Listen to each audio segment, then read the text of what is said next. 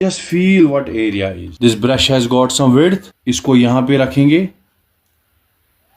and drag this brush perpendicular. ये base है, जितना आप नीचे जाओगे इसके perpendicular, base multiplied by the distance जितना आप चलोगे, you are covering that area. देखो, जितना आप आगे चलोगे, you are covering that area. As simple as this. Base multiplied by जितनी डिस्टेंस में आपने इसको स्वाइप किया, ऐसे.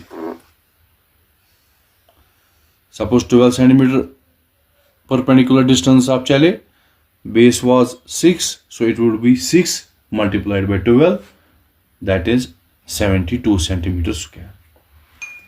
और अब अगर इंक्लाइन चलते हैं, यहां पे ब्रश लिया, will move in this direction. Brush की बेस वैसे ही पैरेलल रखनी है जैसे पहले रखी, यानी कि ऐसे नहीं चलना है, बिल्कुल ऐसे. देखो,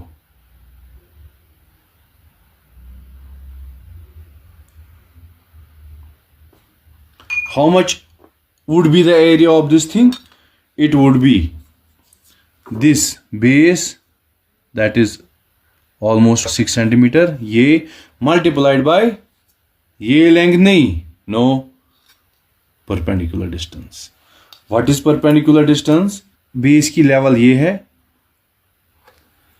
यहां से यहां तक की distance. This is the perpendicular distance, and that would be 7 centimeters in this case. So 6 multiplied by 7, ये नहीं होगा. 6 multiplied by 13, ठीक है.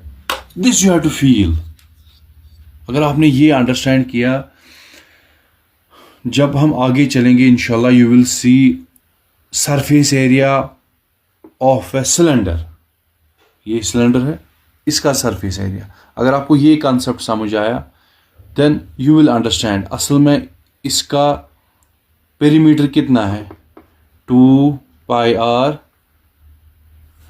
सो इसी को हम स्वाइप करेंगे यहां तक, इस पेरीमीटर को. That would be the area multiplied by H.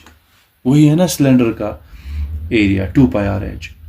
याद नहीं रखना है, कोई जरूरत ही नहीं है याद रखने की. You can just right it just by imagining the things. लेकिन जब आपको ये समझ आया होगा अच्छे से, similarly so many things, you will get surprised कि ये कितना सिंपल है. I hope you have understood this.